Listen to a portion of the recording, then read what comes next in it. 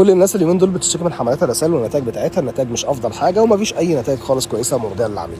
لو انت بتقدم خدمه لازم تبقى عارف لو قعدت تعمل حملات الرسائل بالطرق اللي شغال عليها او الميديا باير بتاعك شغال بالطرق التقليديه هيفضل يجي لك اسامي غريبه، وخاصه لو انت بتقدم خدمه لجمهور معين نيش، انت عايز النهارده ناس بتدفع بقيمه معينه.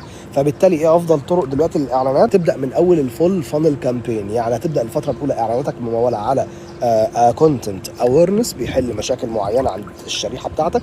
بعد كده تبدا المرحله اللي بعدها بكونتنت كونسيدريشن، تبدا تخلي العميل يفكر في حل المشكله بتاعته.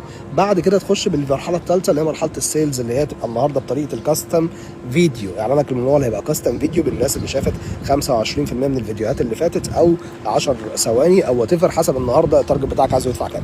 طيب لو انت عملت كل الكلام ده بدون ما تستخدم كونتنت يكون مناسب في البوزيشننج بتاع حضرتك، اللي هو المفروض انت النهارده بتبيع خدمه غاليه جدا، فانت لازم الكونتنت ده بفيجوالز، بالطريقه بتاعه الكلام، باللي هيتكلم قدام الفيديو كمسج سورس، يكون شخص مختلف تماما. لو استخدمت المراحل اللي بقول لك عليها دي هتلاقي نفسك في الاخر جايب النهارده كواليفايد ليدز، جايب النهارده مسجز كويسه جدا جدا جدا. حتى الكلام ده برده في الليدز كامبينز مش المسجز بس. فبالتالي النهارده هتلاقي نفسك وصلت لادق شريحه ممكنه تشتري منك مهما كان سعرك. استخدم الفول فانل كامبين في الاعلانات واتفرج على النتائج وادعي لي.